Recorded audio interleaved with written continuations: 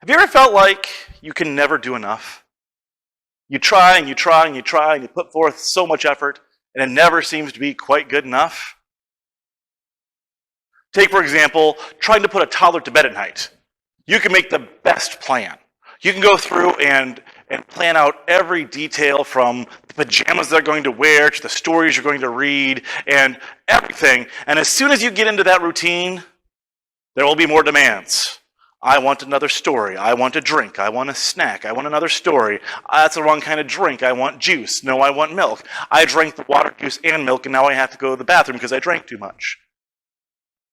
You go through and you keep giving and giving and giving, and you get frustrated. They get frustrated. Eventually, you both pass out just to wake up the next morning knowing that that night you have to do it all again, feeling probably a lot like Sisyphus and his rock. Yeah.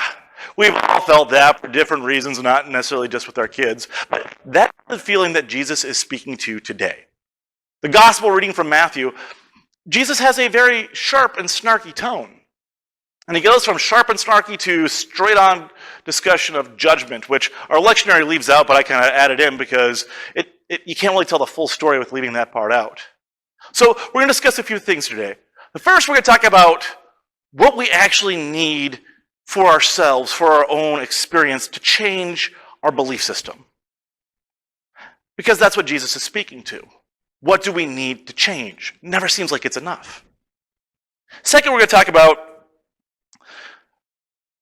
our whole concept of evangelism. What do we need to change the experience of church in Christ and others? Then finally, we'll finish talking about the whole concept of grace, because although this sounds like a very snarky start to one of Jesus' sermons, it ends with this beautiful blanket statement of grace. So let's start out. So Jesus, before this passage starts, Jesus gets a message from John the Baptist. John knows that he's coming to his end, that Herod will execute him for what he said about, what John said about him and his wife, which shouldn't have been his wife, different story altogether. And he's anxious. He's looking at his legacy. He's looking at what he tried to establish, and he wants affirmation from Jesus. Are you the Messiah? Are you the one that I foretold was coming? Jesus receives this and tells his disciples to go back and say, just tell them what you saw. The blind see, the deaf hear, the lame can now walk. Go and give him good news so that way he can die in peace. After that message, Jesus is understandably upset. John the Baptist is his cousin. Not only is he his cousin, he was his spiritual forerunner. That John the Baptist laid the groundwork for Jesus' ministry. Without John the Baptist, Jesus would have had an impossible time of doing what he came to do. So his cousin and his dear friend is about to go to his death, and Jesus is understandably frustrated. And he starts out by saying, this whole generation is like a bunch of little kids. A bunch of little kids whining that, oh, I've never done enough, I've never done enough. Well, you feel like you've never done enough. How do you think I feel? And then they jokingly call this the forbidden passages in the lectionary. Jesus then proclaims judgment. Judgment against the towns that he spent the most time in. Woe to you, this city. Woe to you, that city. And Capernaum gets the most vicious judgment. Now, Capernaum was actually Jesus' base of operations. Book of Mark and Book of Matthew say that Jesus called Capernaum his new home. And he says, wow, Capernaum, when the time of judgment comes, you're going to have it worse than the city of Sodom had. And his reasoning behind all this is that the Jewish cities that he names are going to get the worst judgment because they saw Christ do these miracles. It'll be way easier at the time of judgment for those who didn't witness this stuff, because then they won't have the excuse. But you guys, you saw. You saw and you didn't believe. Now that's some judgment. Now first, we should recap what judgment actually means. So often, we confuse the term judgment for condemning. When I judge someone, I'm not actually bothering to judge them. I'm actually just cutting straight to the, you're guilty and done, over. Now, think of a judgment more in like the civil court style of judgment. My lawyer wife and all of my lawyer friends have had a pretty big impact on my theological understanding, but it makes sense if you follow. See, judgment is is an effort to make things right, to make things like they were before an infraction happened. So if I'm in civil court and I stole something from you, I stole $20 from you, and since I stole $20 from you, you didn't have money for lunch, so you use your debit card and you overdraft, and then there's another $20 fine on top of that. So when a judgment comes, I have to pay you back for what I stole, not to pay you back for all of the harms that were caused from that theft. So not just the $20, but the $20 overdraft fee. The judgment is there to make things right between us, like the infraction never happened. Now, God's judgment is like that, but for sin. God's judgment, the whole purpose of God's judgment is to make our relationship with God like it was before sin happened. There's a reason why Jesus says only God can judge, because only God can make that perfect cure to our damaged relationship. So Jesus is talking about when the time of correction comes, when God comes to make things right, those who witnessed and didn't believe are going to have a hard time coming to terms with that, rather than those who didn't see anything at all. And when you understand how the human psychology works, it makes a little bit more sense. You see, we like to believe that we are rational. And by and large, for the most part, we are. But there's this belief that if we are in a disagreement, I can provide enough facts and statistics and reasoning to convince you that your current position is wrong. I was actually in an online discussion about this kind of stuff, and these always go such wonderful places, don't they? A friend of mine said that, you know what? I can convince anybody that I'm right if I give them enough evidence. And I responded like, actually, no, that's not right. Here is a bunch of science saying that that's wrong. And his response was, actually, I still don't think that's true. Which is kind of funny when you think about it. So let's just take a quick moment and think about what actually helps us change our position. Because that's what Christ was calling the early Israelites to do, is to change their position.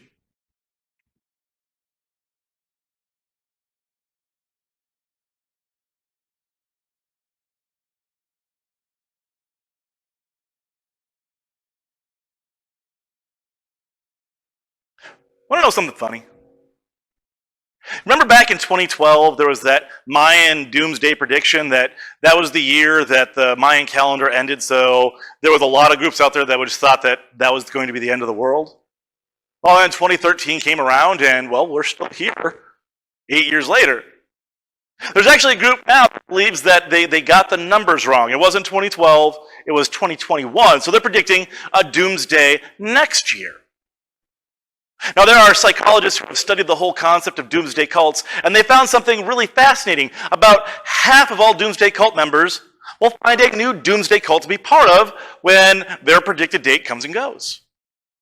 That their belief that the world is ending is so vivid in their mind that when it doesn't end, they don't think that they were wrong, they think that they were just wrong about the specifics. Human psychology is filled with all of these resistors to change, that we are stuck in our mentality because our mentality has been safe and functional for our entire lives to that point. That's why we see children adapt quicker to new situations and ideologies quicker than you do older people. So how do we change our perspective? Because that's what Christ is asking the early Israelites to do, and that he's asking us to do. He's constantly asking us to adapt and change to be more like him. But if those people who were there and saw his miracles, who heard him preach, who walked with him, were so resistant to change, what hope do we have? See, we never get people to change their attitudes and opinions by arguing. Back when I was a debate coach, I was clear to tell my kids that you can never truly win a debate. As soon as you start arguing, people are just going to be more and more entrenched in their position. They'll be more resistant to change. So if you start a fight, you can't win it. So how do we get people to change? Well, we do it like Jesus did. See, the second portion of the passage today is this statement about grace. It starts out by Jesus saying, this whole passage starts out by Jesus saying, oh, this generation is like a bunch of children crying in the market. But his tone changes. After he passes his judgment, after he goes through and the events, he actually gives thanks to God. He says, God, thank you for revealing these truths, not to the wise men, but to these children.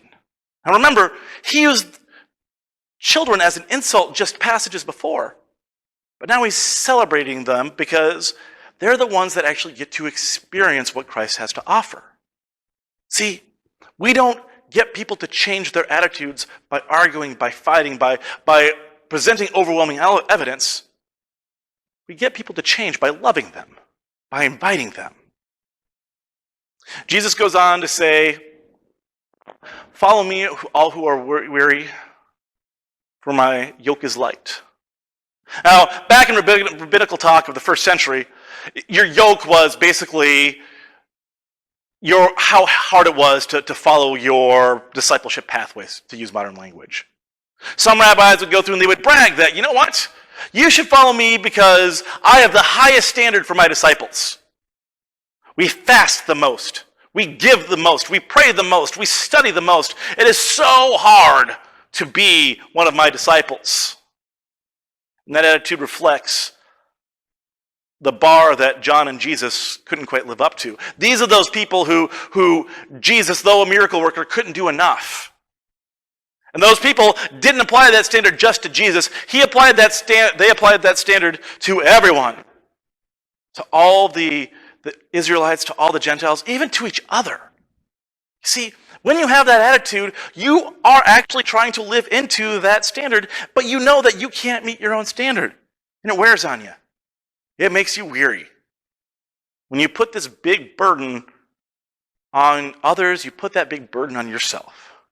So Jesus sees that all these people out there who are fighting with him, that are fighting with John the Baptist, who have made his life so hard, he sees that they aren't terrible. They are just suffering under this burden that they can't live into. So rather than continuing the argument, Jesus says, give it up. You don't have to put that standard on me, and more importantly, you don't have to live into that standard.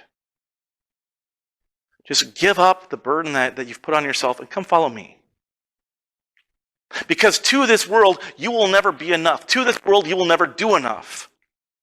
The laws and the standards of sanctification and holiness are so high that you're going to bend over backwards and kill yourself trying to live into them, and you will still fail. And it will cause you nothing but anxiety and fear and frustration. So just walk away from that. See, that is not the standard that Jesus has put upon us. His standard is for us to just walk with him, just to abide with him, just to love him. We don't have to know all of the ancient Hebrew laws. We don't have to know all of the early Christian creeds. We don't have to know all the social principles of the United Methodist Church. All of that is just this big, massive burden. And we see each other put that burden on ourselves all the time.